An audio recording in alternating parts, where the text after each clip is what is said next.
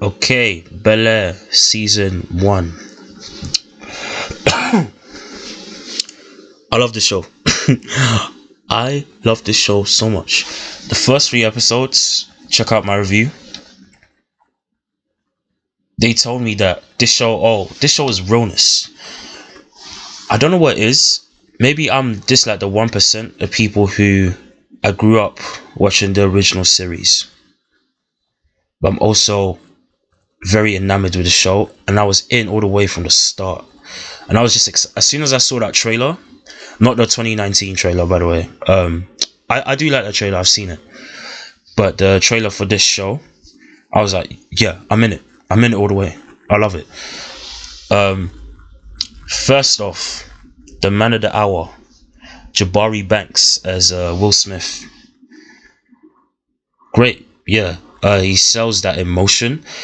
It's funny how at the start of the show, obviously there's the meme of the "why don't you want me no more? Why don't you want me?" And he's hugging Will Smith in the original show, hugging Uncle Phil because his dad left. There was a moment in the first episode where, by the way, spoilers, where Will has a tiny bit of an homage to that moment in the original show, and you can see the emotion and how he has the tics kind of similar to Will, but he has his own kind of. It's not like he's copying him, in my opinion. It's just his own thing. Jabari as Will Smith is doing his own thing in the show, and I love him more and more for it. It just comes off as naturally charismatic in the role. Love that about him.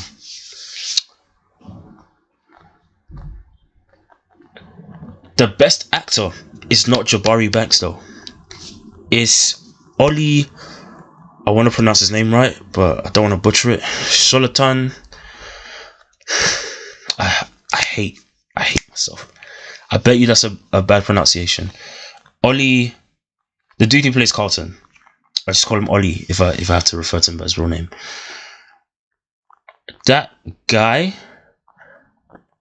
playing Carlton, such a turnaround, and it shows that range that we haven't seen from any of the actors in this season. Him, the most I've seen it from. He goes from "I just hate your guts" type energy, because I hated his guts. And what made it worse, I understand if you're struggling to adjust. That's the vibe I got for him. That's the only way I was even slightly sympathizing. I understood his energy, that he was the golden child. Will came through, and it feels like his family is taken to him in ways that they maybe haven't taken to him, but also feels like young men, insecure stuff. And I was getting tired of it. But then you really start to see when they start to pull back, like, oh wait, this is a nuanced take on someone who is trying to be the best he can be in an environment where he's probably gotten used to behaving a certain way because he's not around people who are like him, who look like him, I should say. Maybe in the same tax bracket, but it's not the same feeling completely. And there's a certain, I heard someone say it best, a YouTuber called FD Signifier, where there's a certain language and a lot of microaggressions that you would probably have to push down because you're in that environment with these preppy. If it was like the English equivalent would probably be like Carlton going to Eton or something like that, a public school, which is weird because that's what we call private schools out here for some reason. That's Carlton. Carlton is a guy who's had to put on a face and has gotten used to that face. And they sum it up with one word in episode 5 or 6. Someone says, I think it's Will, Carlton's okay. He just has a different type of swag. That's great. I always loved Carlton from the original series, and I thought what he represented for young black men and just black men in general. Finally, a look at black men that isn't reinforced by certain things that we typically associate with black men. They have to get girls. They have to have a certain type of athleticism, a certain type of swag in their clothing, in the what they say. You know, it's like a braggy type of attitude about them. Carlton from the original series is happy being who he is, and he's still got girls. So it hurt me when I was watching this dude just spiral down and down in this series, but I realized what they were doing with it. They were showing the reality of what that would look like if someone tried to have their own, tried to be their own person, but because they were the only black dude in the environment, would have to constantly kind of put stuff to the back of their minds, and it would cause anxiety for them. Constantly in his family too, constantly have to be a certain type of kid, and it would put anxiety in him. And it was great, and I loved it. And it showed how much thought they put into that. Hillary. Oh, I love Hillary. First off, Coco Jones. I'm in love. That's all I can say. Even without the video she did, I'm in love. That's all I have to say. But I love what they did with her. Also, it's like they did a modern type of. In the original show, she's just vapid. In this, she's someone who's always on her phone, but with purpose. She's an influencer, right? But you also see her get into naive, really dumb situations sometimes, where you think, Hillary, why would you do that? And then you remember that they're capturing the spirit again, but just in a different way, a way that I didn't see coming. In a slightly similar way to what I was talking about with Carlton, but Carlton's obviously very different. In this, with Hillary, they're capturing that spirit of her being a bit naive and still learning through obviously her business experiences, trying to land on her own feet financially after leaving her parents' house. I love what they're doing with her. I don't want them to stop. I am scared because her and Jazz seem like a cool couple. I'm scared that they're foreshadowing something that Jazz might. Boy, I hope he don't dip. By the way, I'll get to it. There's something about this show. Maybe it's commentary that we don't have enough in the black community about our perception of I call it the light skinned vixen trope. But I'll get to it with Aunt Viv's character in a bit. The Jazz gave Hillary's friend / I don't know, business, whatever influencer that girl was, gave her a look, and I clocked to myself. She, just like the girl that Jazz was watching, just like the guy Michael Ealy and Aunt Viv's kind of relationship. Why is it the light-skinned person, the more ethnically ambiguous looking person, is always put in that vixen trope? Like, this show, you can tell it's trying to be smart and trying to be more forward-thinking in terms of black kind of stereotypes, but maybe it's their way of acknowledging that there's more to life than there's more to the black experience than putting people on a pedestal just because they're ethnically ambiguous. Maybe that's it, because I felt that was a lesson with Michael Ealy. Like, this was, I interpreted it as, oh, this is how it feels when black women, especially black women who aren't as ethnically ambiguous in their features, in their skin tone, this is how it feels when you see men obsess over light-skinned girls, mixed race girls, white, Asian, so and so. women, right? I got that with the Aunt Viv and Michael Ealy relationship. How not in a insulting him way, but I loved to hate on the character. Like, oh, don't you put your claws in her, leave her alone. But also felt that way a tiny bit, even with the brief look that Hillary's friend slash future business partner gave to Jazz. Like, damn, Jazz, relax. But Jazz, speaking of Jazz, that's a great dude. I like what he did with the role so much. And I don't feel that's me nitpicking, but I don't personally feel like he's a guy. Maybe they'll show him kind of have a moment of weakness, but I like to think that he's not a guy who will just be unfaithful. I think he really likes Hillary. He's trying to get to know Hillary, but there's a difference there that's not being acknowledged enough about Hillary's background, growing up rich and kind of being a little disconnected, and Jazz, you can tell, having to grind with his record shop. Like, there's a moment that reflects who Jazz is. He's so happy with where he is and just building on what he loves. He mentions that he has 5,000 Instagram followers, and then Hillary laughs because to her, of course, excess. She's another level. She genuinely is a really good influencer, but I interpreted that as Hillary's someone who cares about excess because of her background, as well as because of what she does for work.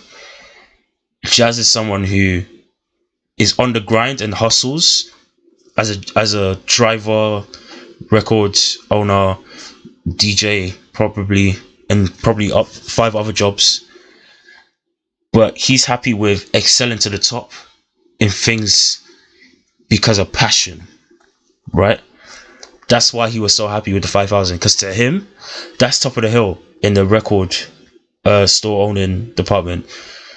Probably as a DJ will lead to other opportunities too, connecting with people. I can imagine, but it shows that difference in how they think, and I'm sure, hopefully, they will explore that instead of making it like a cheating situation. But also, there's a part of me, and let me just transition to Aunt Viv and my thoughts on her. There's a part of me that I actually think that could be a risky, probably in terms of reception, but an interesting potential for storytelling, as well as like black storytelling. Because what I've learned from shows like Insecure, just to compare to Aunt Viv, and something that I admit bothered me about her and Michael Ealy, Issa Rae has spoken about this with Insecure, that she's trying to take out that idea that black women have to be strong, that they have to be so and so, because black women are a lot of things, and to make them seem like they're bulletproof is disingenuous, right? Which is true. But it's one thing saying that, it's another thing learning and truly understanding that. And if you did have a storyline where Aunt Viv, I don't want to make it seem like had a moment of weakness, because even that implicitly reinforces that, oh, her baseline is always strong black woman, weakness, strong black woman, strong. I don't want to say that. I want to say, if she did cheat, as much as people don't want that, I'm sure, as much as I don't want that, I think there could be a potential there for really great storytelling. Because you're talking about a society, forget just like black storytelling, you're talking about a society where a lot of the times when, it's ironic because we're talking about a show produced by Will Smith, when a man cheats, it could be terrible. A woman takes them, many women, whether it's over time, whether it's in the long term, sometimes the short term, they take them back. They take a lot of men back. And I understand there was historical reasons for that back in the day where you had no choice outside of marriage. But sorry, my phone was ringing. But imagine if you could explore the reverse and what that could look like to actually build a relationship up after the woman did some infidelity, right? Can you imagine that? Imagine how how much that could show the strength and the growth of that relationship with Aunt Viv, with Uncle Phil. Stuff like that would be fascinating because to me, you're taking a risk. Because if that risk pays off, it actually leads to people understanding black female vulnerability and just female vulnerability, period. And that's something that, like I said, a part of me, it wants to know if they will explore with Aunt Viv or some other characters. Like I said, I mentioned with the Jasmine and Hillary relationship, with other things, right? I wonder where that will go.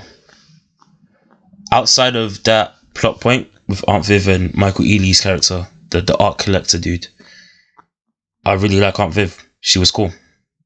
Yeah, I don't have much thoughts on her. Like, I like the actress. She looked good as well. Cassandra Fairbanks. She looked... Whoa. Extra fire. Uncle Phil. I like him too. He's alright.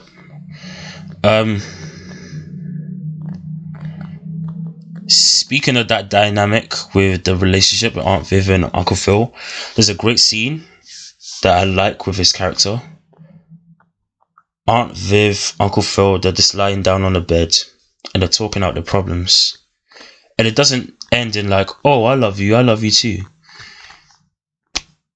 There's a pattern of ways, not in terms of like them separating or ending the relationship. There's just a acknowledgement that, yeah, this is how I feel, this is how you feel, let's deal with our problems. And I love it because it showed Uncle Phil the reality. It showed through Uncle Phil's character, as well as Aunt Viv, the reality of what marriage would look like. The whole idea of black love, right? It's fairy tale stuff, whether we like to admit or not. Again, speaking of a show produced by Will Smith, this is even before the Oscar stuff. That was a poignant point, by the way. So don't get at me in the comments. I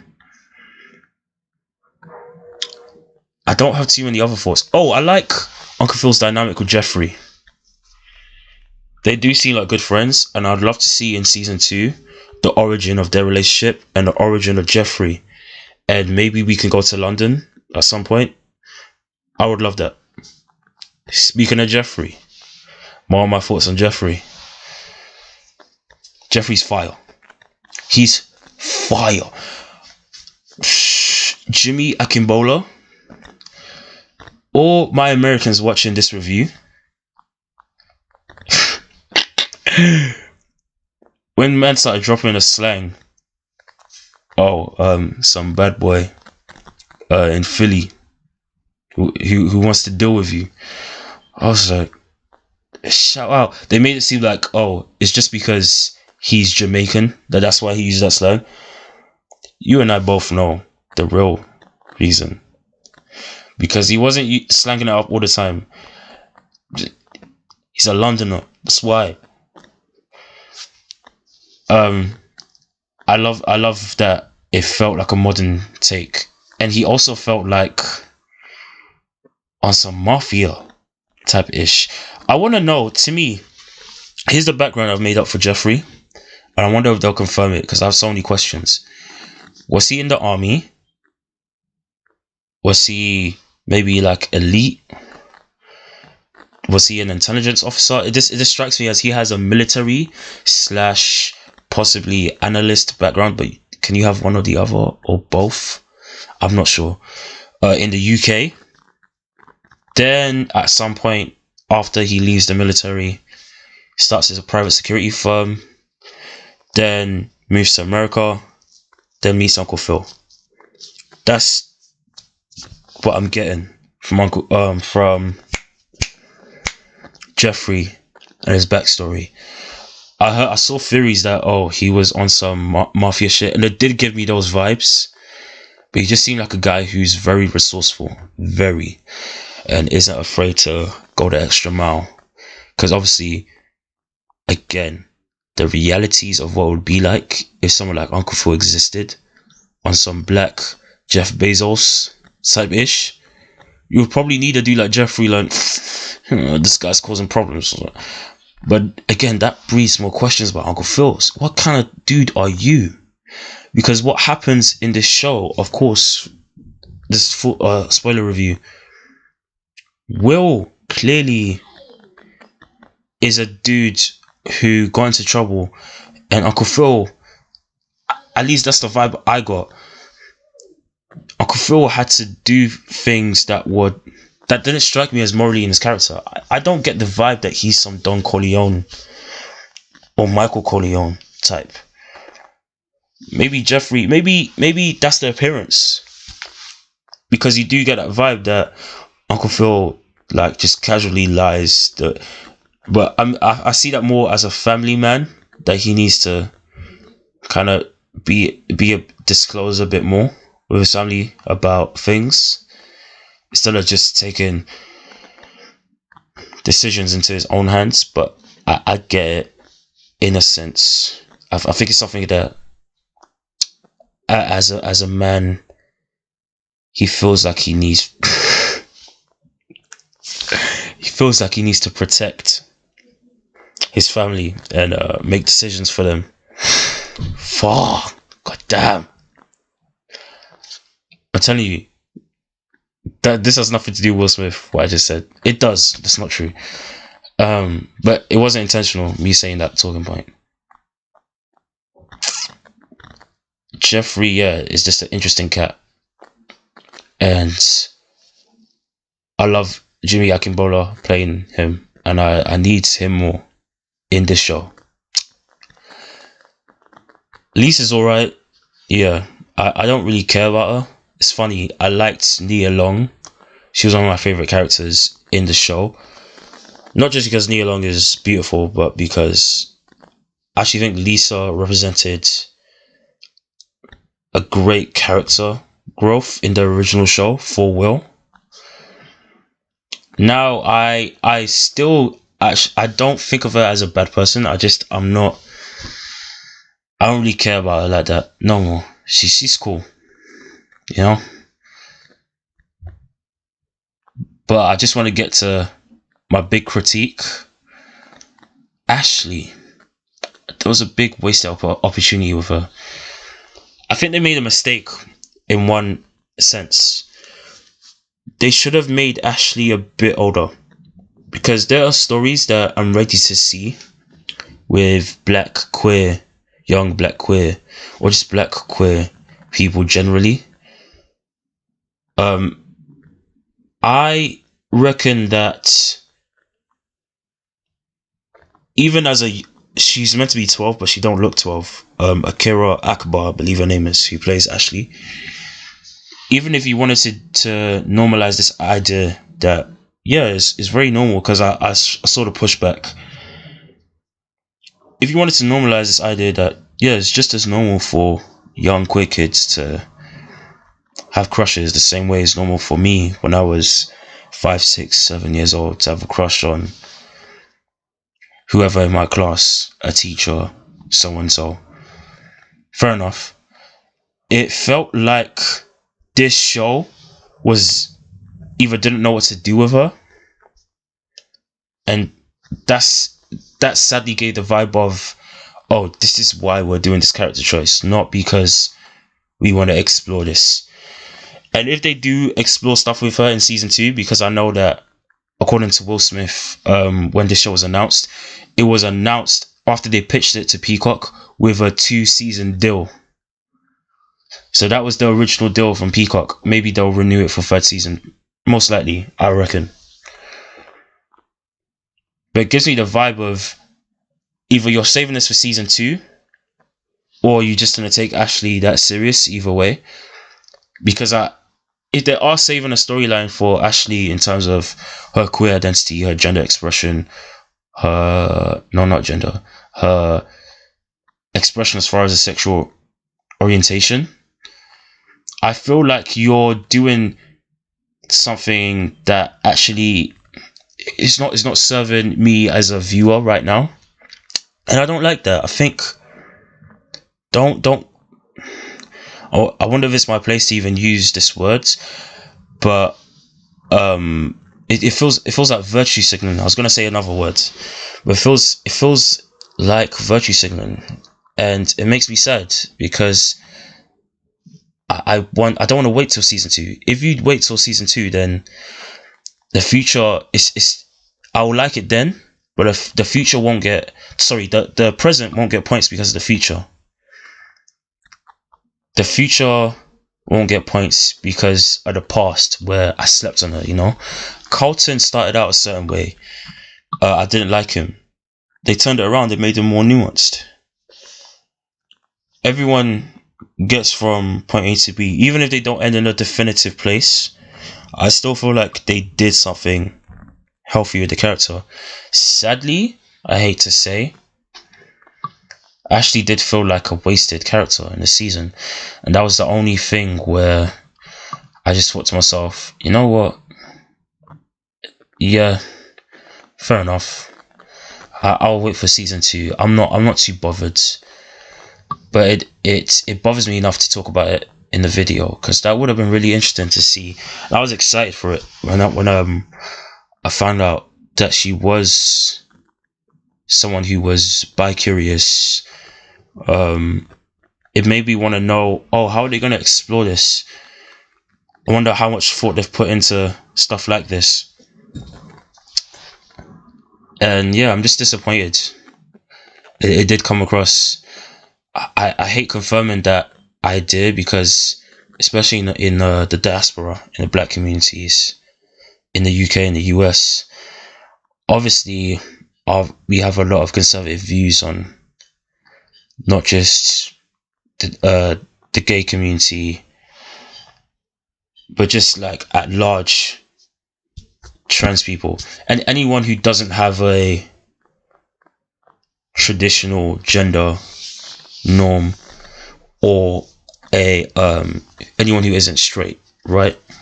With some exceptions. Obviously, attitudes are changing more and more. Yeah, it just made me sad with Ashley. I wish they did more of her. But that's my only real critique as far as the show goes. I really like the show, guys. You tell me down below what you thought about the show. Were there any likes that were similar to mine? Any dislikes you had about the show? What are your expectations for season 2? Is there anything that you caught, or any analysis that you had about season 1, sorry, that you want to share down below that you think I missed? Again, please comment down below, press the like button, share with your friends, subscribe for more. That's it. Other than that, guys, I'm out. Salute.